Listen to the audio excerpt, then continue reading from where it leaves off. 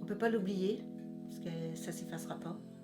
Donc de temps en temps, elle rappelle certains souvenirs, qui sont un peu durs d'ailleurs.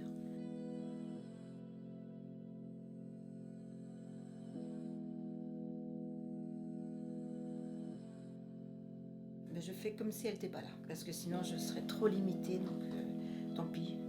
Je force, je fais ce que j'ai envie de faire, et puis après, si elle me réveille la nuit parce que j'ai mal ou quelque chose, mais maintenant pour faire du scrapbooking, c'est un peu dur de découper parce que la main elle fait pas tous les mouvements qu'il faut. Je m'en sers, je suis handicapée à 10% quand même. Il y a des choses que je peux plus faire. Par exemple les nœuds, je peux pas faire un nœud, j'ai jamais su de toute façon. Mais bon, je me dis je suis vivante, c'est déjà bien. Maintenant, il y a pire. Il y a pire que ça. L'hôpital m'a brûlé la main, donc il a fallu refermer le trou. Ils ont pris ma peau, carrément, et puis ils ont rebouché le trou, mais ça se voit quoi. On voit bien que c'est pas lisse.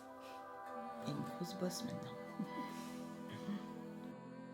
Donc là, il y a des personnes qui supportaient très mal, mais je regardais pas tout, hein, parce que oula, c'est pas beau. C'était vraiment pas beau. Je suis pas très à l'aise. Ça va mieux maintenant, ça y est, cet été, je me suis dit, bon, après tout, si les gens sont pas contents, mais ils regardent ailleurs, quoi. On s'est fait, en fait. J'ai rencontré la scarification à 10 ans, qui est mon plus vieil ami, qui n'était pas quelqu'un de bien à la base, qui n'est toujours pas, mais quelqu'un dont j'ai besoin, et une personne avec qui je vis tous les jours. Comme une addiction au tabac, une addiction à l'alcool, des fois c'est l'envie qui dépasse sur le besoin, ou l'ennui aussi. C'est des choses où des fois je suis en manque. J'aime beaucoup, c'est peut-être un détail important ou pas, mais le côté où c'est rangé un peu.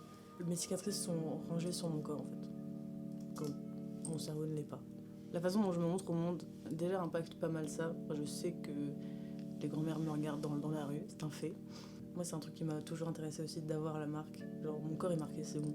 Et je l'aurai encore dans 20 ans, 30 ans. Parce qu'il y a aussi le côté après où tu ressens la cicatrice, où ça dépasse de ton corps en fait. Du coup j'ai développé plein de trucs sympas en lisant pas mal, j'écris plutôt pas mal et le crochet. Mais avant je tricotais. Ça marche pour ne pas avoir d'objets coupants dans les mains. Je suis passée de vieille mémé à Jones.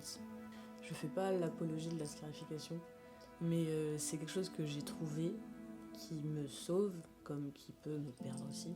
J'ai ni fierté ni honte à faire ça.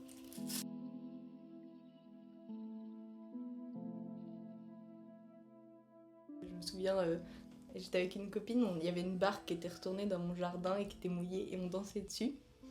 Et je suis tombée sur un pot de fleurs et je me suis ouvert l'arcade sourcilière. Mais je me souviens d'avoir ce pansement à l'école, c'était plus drôle qu'autre chose. Globalement, j'ai un bon souvenir de ce moment-là. Je me suis jamais sentie mal parce que j'avais cette cicatrice-là, c'était juste... c'est une partie de mon histoire, je l'ai toujours prise comme ça et j'en ai jamais eu honte ou quoi que ce soit, j'ai jamais essayé de la cacher. Elle est assez discrète et puis elle est cachée un peu par mon sourcil, donc elle se voit pas trop et moi je la note pas tout le temps. Et parfois, récemment je me suis fait un piercing au nez du coup. Souvent je le mets dans les portraits que je fais. Mais la cicatrice c'est vraiment pas une chose que je mets parce que j'y pense jamais. C'est quelque chose que je redécouvre en fait, c'est assez drôle. En vrai, initialement elle était pas toute verte, j'avais écrit autre chose. Puis j'aime pas arracher, donc je recouvre. Mais en fait c'était assez dur parce que je voulais faire un contraste entre la lumière.